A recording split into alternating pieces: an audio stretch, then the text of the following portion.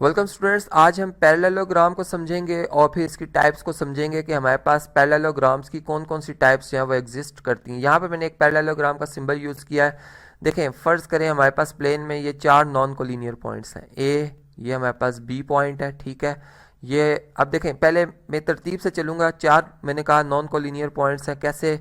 पहले हम ए और बी को ज्वाइन करेंगे। यहाँ पर मैं डॉटेड लाइन में ज्वाइन करूँगा ताकि आपको ये बात पता चले कि हमारे पास इनफाइनाइट पॉइंट्स होते हैं जी किसी भी लाइन सेगमेंट में, ठीक है। इसी तरीके से अब मैं अगर बी से सी की डायरेक्शन में, यानी यहाँ पर कोई एक एलिमेंट, कोई सा भी एक एलिमेंट में किसी भी डायरेक्शन में सेलेक्ट करता हूँ। ये फॉर एग्जांपल सी मैंने एक एलिमेंट सेलेक्ट किया, ठीक है। और अब इसमें हमने ये देखा कि हम अगर इस आर्म्स, इन दोनों आर्म्स के दरमियान अगर हम डायरेक्शन देखें कि हम किस डायरेक्शन में मूव कर रहे हैं। फॉर एग्जांपल हमने 120 डिग्री की डायरेक्शन में मूव किया, ठीक है। तो अब हम यहाँ से ये जो एंगल बनाएंगे ये 60 डिग्री का होगा। यानी ये क्यों 60 का होगा? अगर आप इस लाइन को एक्सटेंड करें तो आप देख सकते हैं कि ये जो एंगल है ये 120 का है, ठीक है। यानी 120 और ये भी एंगल 120 का है। और ये आपस में कौन से एंगल्स हैं जी? कॉरस्पॉन्डिंग एंगल्स अगर बराबर हैं तो लाइंस पैरेलल होती हैं। बिल्कुल इसके पैरेलल में एक लाइन ड्रॉ करने जा रहा हूँ जो कि आप यहाँ पे देख सकते हैं। लेकिन प्लस एक और बात याद रखिएगा कि यहाँ से अगर हमने इधर मूव करना है तो ये एंगल अगर 60 का है तो ये एंगल भी हमारे पास कितना होना चाहिए जी? ये भी 60 का ही होना चाहिए। तो इस चीज़ का, इस बात का भी हमने ख्याल रखना है कि हम ये एंगल जो है वो 60 ही का बनाएंगे।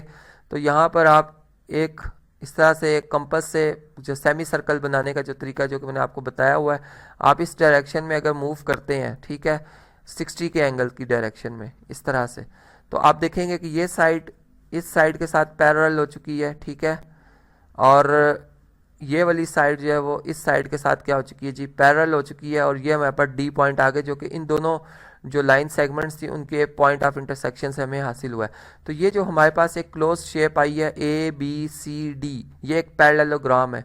और इसकी ये प्रॉपर्टीज़ होती हैं कि इसकी अपोजिट साइड पैरेलल भी होती हैं, इसकी अपोजिट साइड्स कॉन्ग्रुएंट भी होती हैं। यानी यहाँ पर ए बी साइड जो होगी ये डी सी साइड के साथ कॉन्ग्रुएंट होगी और ए डी साइड जो है वो बी सी साइड के साथ कॉन्ग्रुएंट होगी। प्लस इसके जो अपोजिट एंगल होते हैं ये आपस में कॉन्ग्रुएंट होते हैं। यानी ये एंगल 120 का, ये भी 120 का होगा।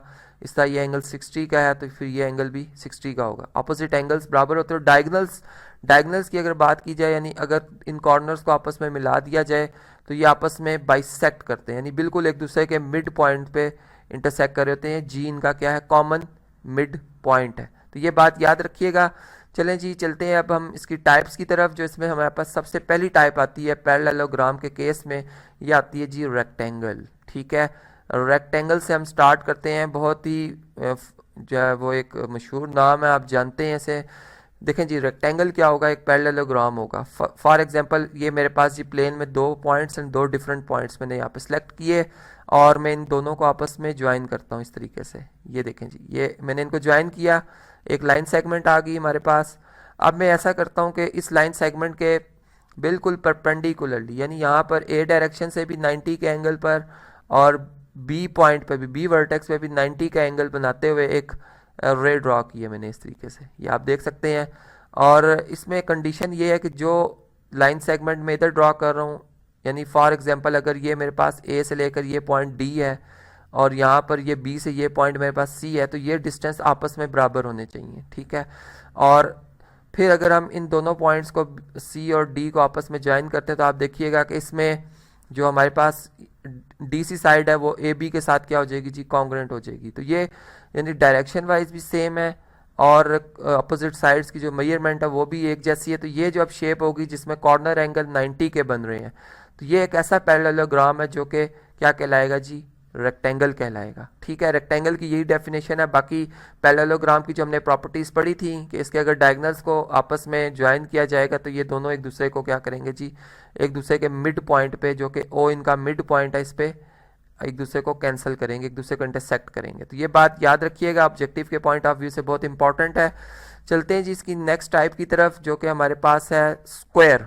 स्क्वायर को समझते हैं और देखते हैं कि इसमें हमें क्या डेफिनेशन समझ आती है। इसका यहाँ पर मैं इसकी हेडिंग भी बना देता हूँ जी। स्क्वायर की बात करने जा रहे हैं हम और सेकंड टाइप है जी ये हमारे पास पैरेललोग्राम की। फॉर एग्जांपल मैं दो डिफरेंट पॉइंट सेलेक्ट करता हूँ जी इसी तरीके से, ए और बी, ठीक है।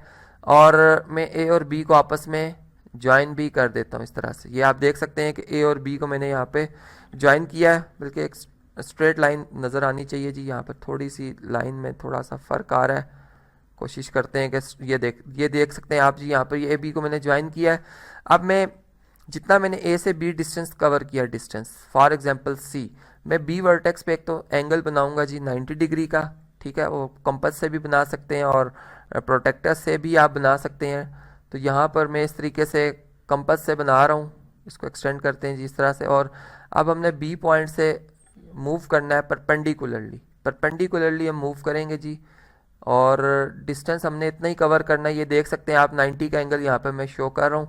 डिस्टेंस हमने इतना ही कवर करना है जितना ए से लेकर बी तक का था, ठीक है। ये यहाँ तक, ये देखें अंदाजन ये डिस्टेंस हमारे पास ये सी पॉइंट आ रहा है जो कि 3 सेंटीमीटर तक का। इसी तरीके से हमने यहाँ पर ए पॉइंट के ऊपर भी इसी तरह से एक कंपास की मदद से जी 90 का एंगल बनाना है, जो कि बिल्कुल यहाँ से इस तरह से पास होगा, ठीक है। और यहाँ से भी हमने इसी डायरेक्शन में जो है वो मूव करते जाना है। हम इस डायरेक्शन में मूव करते जाएंगे, ठीक है। और सी पॉइंट पे जो कि हमने देखा था कि जी 3 सेंटीमीटर के डिस्टेंस पर है, यहाँ पर भी हम एक 90 का एंगल बनाएंगे इस तरह से, ठीक है। यहाँ पे एक 90 का एंगल बनेगा इस तरह से, और फिर हम इस डायरेक्शन में मूव करते हुए जाएंगे। और यहाँ से जब हम मूव करते हुए जा रहे होंगे तो ये इस लाइन को, जो कि मैंने ए पॉइंट पर 90 का एंगल बनाकर यहाँ पर एक रे ड्रॉ की थी, ये दोनों रेस एक दूसरे को एक पॉइंट डी के ऊपर इंटरसेक्ट करेंगी। तो इस तरीके से ये जो हमारे पास शेप बनेगी ये एक स्क्वायर की बनेगी। यहाँ पे थोड़ी सी इसको बेहतर बनाने की कोशिश करता हूँ जी। ये पॉइंट्स जो है वो लाइंस चूँकि थोड़ी सी बेंड हो गई थी, जो कि मुकम्मल स्क्वायर हमें थोड़ा सा रिप्रेजेंट होने में मसला हो रहा है। तो यहाँ पे अगर आप देखें इसको, अगर बिल्कुल सही स्केल की मदद से अगर हम ड्रॉ करें तो ये आप देख सकते हैं कि एक हमारे पास इस तरह से ये डी पॉइंट आएगा, जो कि मैंने जैसे कंडीशन बताई कि ये भी एंगल 90 का होगा, ये भी एंगल 90 का होगा, ठीक है। इसके अपोजिट चारों साइडें जो है वो बराबर मेजरमेंट की होती हैं और पैरेलल भी होती हैं। ये साइड इसके साथ पैरेलल होगी, ये साइड इसके साथ पैरेलल भी होगी, और कॉन्ग्रुएंट तो ऑलरेडी है। तो इस तरह से ये जो शेप बनेगी हमारे पास ये स्क्वायर की होगी। और प्लस एक बात याद रखिएगा कि जितने स्क्वायर्स होते हैं वो सारे के सारे रेक्टेंगल होते हैं, क्योंकि रेक्टेंगल की डेफिनेशन में हमने ये बात समझी थी कि इसकी अपोजिट साइड्स कॉन्ग्रुएंट होनी चाहिए और कॉर्नर एंगल 90 का होना चाहिए, जो कि इस स्क्वायर के केस में एग्जिस्ट करता है। तो तमाम रेक्टेंगल्स स्क्वायर होते हैं, लेकिन तमाम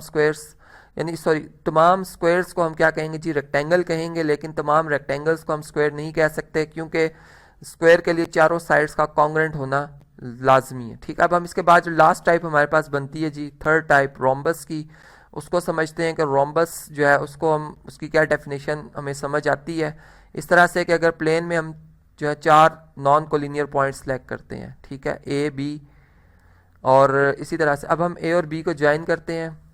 चलें जी ज्वाइन करते हैं, क्विकली इसको यहाँ पे कवर करते हैं जी इस डेफिनेशन को। ए और बी को हमने ज्वाइन किया इस तरह से, और अब हम बी से इस डायरेक्शन में मैं मूव कर रहा हूँ, लेकिन डिस्टेंस मैंने इतना ही कवर करना है जितना ए से लेकर बी तक का था।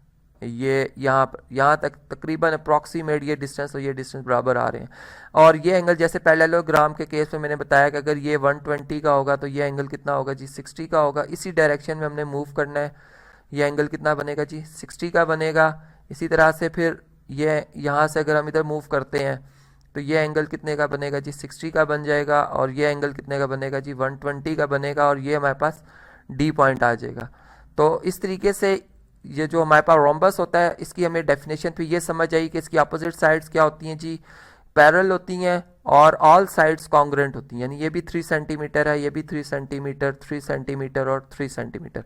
तो यहाँ से फिर ये बात समझ आई कि जितने भी रोम्बस हैं वो सारे के सारे जो हैं, यानी पैरेललोग्राम की तो टाइप्स हैं, ठीक है, लेकिन जब रोम्बस की डेफिनेशन हमने समझी कि इसकी अपोजिट एंगल्स कॉन्ग्रुएंट होने चाहिए, ठीक है, 90 के भी हो सकते हैं, और तमाम साइडों की मेजरमेंट एक जैसी होनी चाहिए। तो यहाँ से भी ये बात समझ आई कि जितने स्क्वायर्स होते हैं वो सारे के सारे रोम्बस होते हैं, लेकिन जितने रोम्बस हैं वो सारे के सारे स्क्वायर्स नहीं होते, क्योंकि उनकी जो कॉर्नर एंगल्स हैं वो तमाम के तमाम रोम्बस इसमें 90 के नहीं होते।